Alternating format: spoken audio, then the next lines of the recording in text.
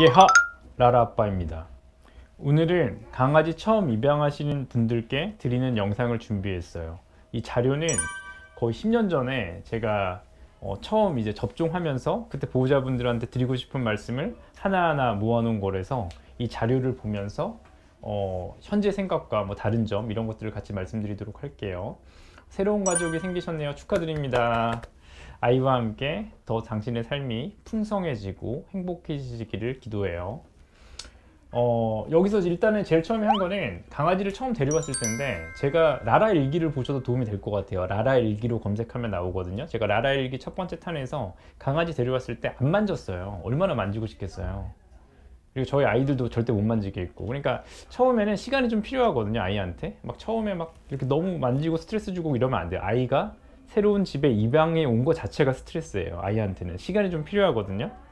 아이가 먼저 반응을 보일 때만 반응을 저희가 보였는데, 아이가 뭐 잘 때 뭐 걷는다든가 뭐 할 때 걷는다든가 자꾸 쿵쿵쿵쿵 한다든가 이런 것도 않고, 정말 숨소리조차 조심하면서 아주 조용하게 지냈어요. 일주일 정도는.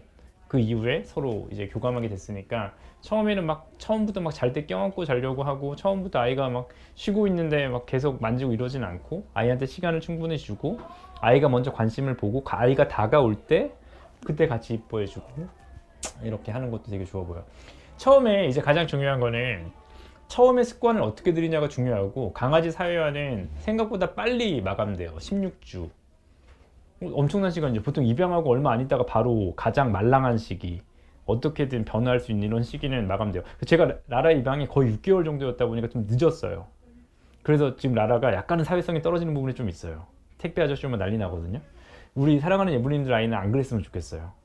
그래서 그러면 중요한 게 뭐냐면, 첫 번째는 원칙을 좀 정하셔야 돼요. 사람 아이도 마찬가지고 강아지도 아이도 마찬가지예요. 원칙이 중요해요. 원칙이 한없이 잘해주는 것보다는 원칙이 있어야 서로도 행복할 수 있어요.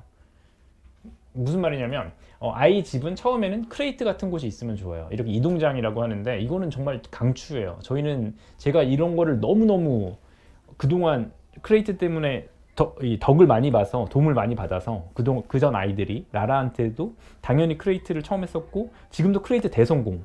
아이가 조금만 놀라고 스트레스 받잖아요. 무조건 크레이트 들어가요. 그러면 저희는 집에 원칙이에요. 안 건드려요. 청소기를 밀거나 아니면 놀다가 라라가 좀 무섭잖아요. 그럼 바로 그 크레이트 안으로 들어가요. 그러니까 지금도 항상 크레이트는 열려 있거든요. 우리 아이한테 안전지대예요. 사람도 그렇잖아요. 자기가 안전지대, 자기만의 이런 공간이 있으면 심리적인 안정을 느낄 수 있는 것처럼, 이런 크레이트가 있는 건 굉장히 좋고, 라라와 자동차 여행 편을 검색해서 보시면 자동차 탈 때도 크레이트 안에 있으면 아이가 굉장히 편안하게 굉장히 잘 자거든요. 그래서 이 크레이트 훈련, 크레이트 굉장히 강력 추천. 밥 주기, 밥은 6개월 이하는 하루 뭐 3번, 4번 아니면 조금씩 더 자주 주셔도 되는데, 얼마나 먹을지는 수의사 선생님과 상의하면 좋을 것 같고요. 꼭 우리 아이는 사료만 줘야 돼 이런 건 사실 없어요. 그래서 저는 강아지들이 다양한 음식을 먹는 것도 선호하는데, 다만 밸런스, 균형을 깨면 안 되거든요. 사료 칼로리를 계산하셔야 되거든요. 아이들마다 3개월 때 칼로리는 엄청나겠죠. 요구되는 양이 얼마나 무럭무럭 성장하겠어요. 5개월도 폭탄이죠. 터져 나오잖아요, 성장 호르몬이.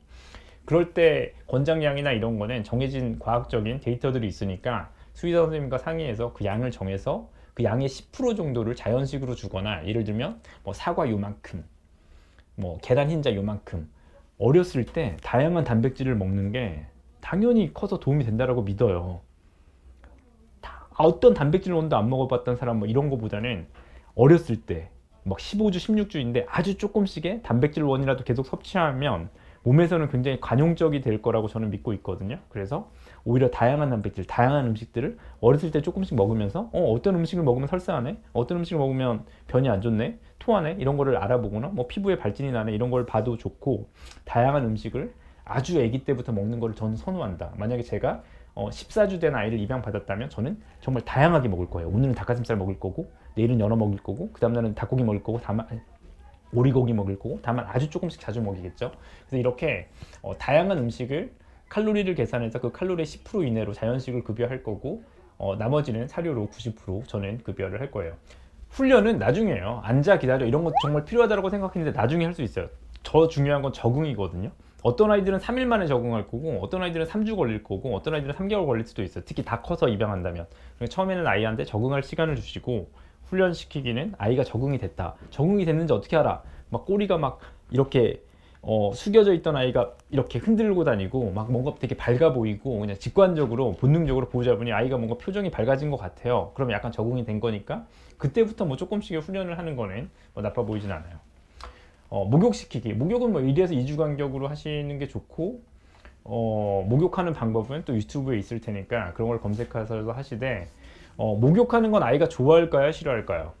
싫어하겠죠. 그럼 싫어하는 건 항상 좋은 것과 함께 목욕할 때 닭가슴살을 조금씩 준다든가 특히 제가 권장하는 건 빗질을 아이들이 싫어하고 저도 사실 빗질하는 거 힘든데 아이가 싫어하니까 빗질할 때마다 닭가슴살을 주면 빗질에 대해서 약간 둔감화 될 수가 있고 목욕하고 나서 뭐 인공 눈물을 조금씩 동물병원에서 처방받아서 조금씩 넣는다든가 목욕 후에는 반드시 뭐 귀청소액을 귀에 넣어준다든가 이런 것도 되게 좋은 습관인데 어렸을 때부터 해야죠. 4개월 된 아이가 귀병이 없는데 귀청소액을 넣어야 돼요? 넣어야죠. 왜냐면 그때부터 넣으면 귀를 만지는 거에 대해서 아이가 둔감화되니까요. 나중에 반드시 우리가 해야 될 루틴을 지금부터 만들 수가 있으니까 처음 입양하고 나서 목욕시킬 때부터 먹을 거를 주면서 달래주면서 칭찬하면서 목욕하시고 사람 아이가 소아과에서 엄청 학을 떼어놓고 끝나고 사탕 하나 주면 그 나쁜 기억을 좋은 기억과 연상시키듯이 목욕하고 나서 바로 닭가슴살 하나씩 주고 칭찬해 주는 것도 저는 좋아 보이고요. 질병관리. 이 질병관리는 일단은 낑낑낑낑 한다 그러면 아픈 거고 토한다 무조건 병원 가야 돼요. 설사보다 토하는 게 훨씬 위험해요.